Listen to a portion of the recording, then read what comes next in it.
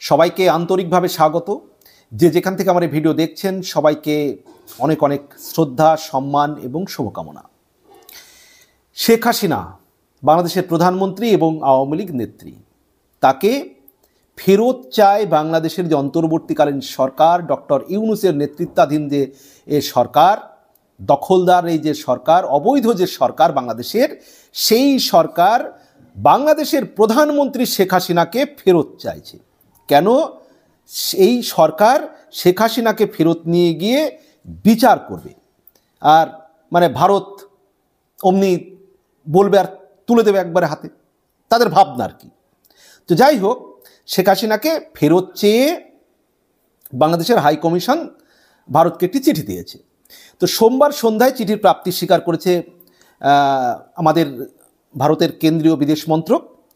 তবে শেখ হাসিনাকে পাঠানো হবে কি হবে না সে বিষয় নিয়ে এখনই মন্তব্য করতে চাননি। ভারতের বিদেশ মন্ত্রকের মুখপাত্র রণবীর জয়সওয়াল তিনি একটি বিবৃতিতে বলেছেন যে শেখ হাসিনাকে বাংলাদেশে ফেরত পাঠানোর বিষয়ে সোমবার বাংলাদেশ হাইকমিশনার থেকে একটি নোট ভার্বাল অর্থাৎ স্বাক্ষরবিহীন কূটনৈতিক বার্তা ভারত পেয়েছে সেটা তিনি জানিয়েছেন। বর্তমানে এ বিষয়ে কিছু বলার নেই। এখন প্রশ্ন হলো যে বাংলাদেশ শেখ হাসিনাকে ফেরত চাইছে কেন? তার বিচার করবে। বাংলাদেশে তার নামে 233টি ফৌজদারি মামলা হয়েছে। 5ই আগস্ট শেখ হাসিনা ভারতে চলে আসার পর ছাত্র এবং জনতার আন্দোলনের ফলে 5ই আগস্ট শেখ হাসিনা ভারতে চলে আসার পর শেখ হাসিনার বিরুদ্ধে বাংলাদেশে 233টি ফৌজদারি মামলা দায়ের হয়েছে। ভাবুন, 233টি, 233 মামলা হয়েছে শেখ হাসিনার বিরুদ্ধে, ফৌজদারি মামলা দায়ের হয়েছে। এবং বন্দি প্রত্যার্পণ যে চুক্তি, সেই চুক্তি অনুযায়ী বাংলাদেশ এখন হাসিনাকে ফেরত চাইছে।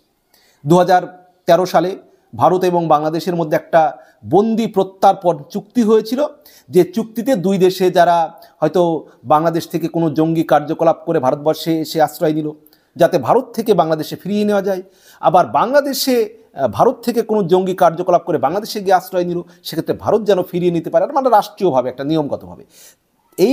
এইটি করার জন্যই 2013 সালে বন্দি প্রত্যার্পণ চুক্তি স্বাক্ষরিত হয়।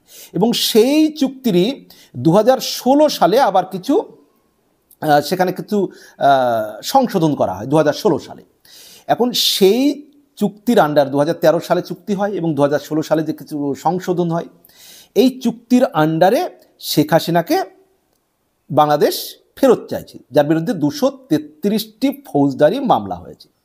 এখন প্রশ্ন হলো যে এই যে 2013 সালের যে চুক্তি, বন্দি প্রত্যার্পণ চুক্তি ভারত বাংলাদেশের মধ্যে, এবং 2016 সালের যে সংশোধন, এই চুক্তির আন্ডারে কি শেখ হাসিনাকে ভারত দিতে বাধ্য? এই বন্দি প্রত্যার্পণ চুক্তি ভারত বাংলাদেশের মধ্যে যেটা আছে, সেখানে বলা আছে দুই দেশে যারা জঙ্গি কার্যকলাপ করবে, সন্ত্রাসমূলক কার্যকলাপ করবে, অপরাধমূলক কার্যকলাপ করবে, সেই বন্দীদের দুই দেশের সঙ্গে মানে বিনিময় করবে। অর্থাৎ ভারত থেকে কোনো অপরাধ কাণ্ড ঘটিয়ে গেলে বাংলাদেশে থাকলে বাংলাদেশ সরকার ভারতের হাতে তুলে দেবে, আবার ভারতে যদি এরকম কোনো জঙ্গি থাকে বা সন্ত্রাসী থাকে, কোনো অপরাধমূলক কাজ করে সে কেউ আশ্রয় নেয়, তাকে ভারত আবার বাংলাদেশের হাতে তুলে দেবে এই চুক্তিতে। এখন এই যে চুক্তি, সেই বন্দি প্রত্যার্পণ চুক্তিতে একটা বিষয় উল্লেখ আছে যে রাজনৈতিক আশ্রয় যদি কেউ নেয় বা কারোর বিরুদ্ধে রাজনৈতিক কারণে যদি মামলা হয়, তাহলে তাকে কিন্তু ফিরিয়ে দেওয়া না দিতে পারে। রাজনৈতিক কারণে যদি কাউকে চাওয়া হয়, তার বিরুদ্ধে মামলা হয় রাজনৈতিক কারণে, তাহলে এখন বুঝুন তো যে শেখ হাসিনার বিরুদ্ধে যে মামলা, সেগুলো কি রাজনৈতিক নাকি অরাজনৈতিক? শেখ হাসিনার বিরুদ্ধে যে একের পর এক মার্ডার কেস দেওয়া হচ্ছে, মামলা দায়ের করা হচ্ছে, শেখ হাসিনা কাউকে মার্ডার করতে গিয়েছেন? একজন প্রধানমন্ত্রী বাংলাদেশের প্রধানমন্ত্রী, আর এখনো তো তিনি পদত্যাগ করেননি। সাংবিধানিকভাবে তিনি বাংলাদেশের নির্বাচিত প্রধানমন্ত্রী, সে কথা তিনিও বলছেন। এবং বাংলাদেশের রাষ্ট্রপতি এখনো শেখ হাসিনার পদত্যাগপত্র দেখাতে পারেননি। তাহলে বৈধ বাংলাদেশের প্রধানমন্ত্রী, তিনি ভারতে আশ্রয় নিয়েছেন রাজনৈতিকভাবে, রাজনৈতিক আশ্রয়। কারা ফেরত চাইছেন? আচ্ছা, আপনাদের ফেরত যে চাইছেন, আপনাদের হাতে ফেরত দেবে? বাংলাদেশে কালকে একজন মুক্তিযোদ্ধাকে গলায় জুতোর মালা দিয়ে ঘোরানো হয়েছে। 1971 সালে যে মুক্তিযুদ্ধ হয়েছিল, সেই মুক্তিযোদ্ধাদের আপনারা অসম্মান করছেন। বাংলাদেশের আদালতে উঠছে আওয়ামী লীগের নেতা, সাংসদ, মন্ত্রী, তাদেরকে কিল ঘুষু মারা হচ্ছে। বিচারপতিদের ডিম ছোড়া হচ্ছে আদালতে, আইনজীবীদের মারা হচ্ছে, সংখ্যালঘুদের উপর বাংলাদেশে নির্যাতন হচ্ছে। চিন্ময় কৃষ্ণ দাসকে গ্রেপ্তার করা হয়েছে, তার আইনজীবী দাঁড়াতে পারছে না, তার যে আইনজীবী দাঁড়াচ্ছে তাকে মারধর করা হচ্ছে। এই রকম একটা পরিস্থিতি বাংলাদেশে যে সরকার চলছে, দখলদার, অবৈধ, বেআইনি একটি সরকার, শেখ হাসিনাকে চাইবে না, শেখ হাসিনা দিয়ে দেবে। তিনি বাংলাদেশের প্রধানমন্ত্রী এখনো। কাকে ফেরত চাইবেন? আপনি কার বিচার করবেন? বাংলাদেশে এখন যে সরকার আছে, অবৈধ, অসাংবিধানিক, দখলদার সরকার, বেআইনি সরকার। এই একটা বেআইনি দখলদার সরকারের হাতে ভারত শেখ হাসিনাকে তুলে দেবে? কি ভেবেছেন? একেবারে হাতের একবার মোয়া, শেখ হাসিনাকে চাইবেন আর একবারে নাচতে নাচতে নিয়ে যাবেন, নিয়ে তাকে ফাঁসি দেবেন। বাংলাদেশে কোনো বিচার হবে? বাংলাদেশে কোনো বিচারের এই মুহূর্তে কোনো স্কোপ আছে? বিচার হওয়ার মতো কোনো পরিস্থিতি আছে? ভারতের কাছে শেখ হাসিনাকে ফেরত চাইছেন।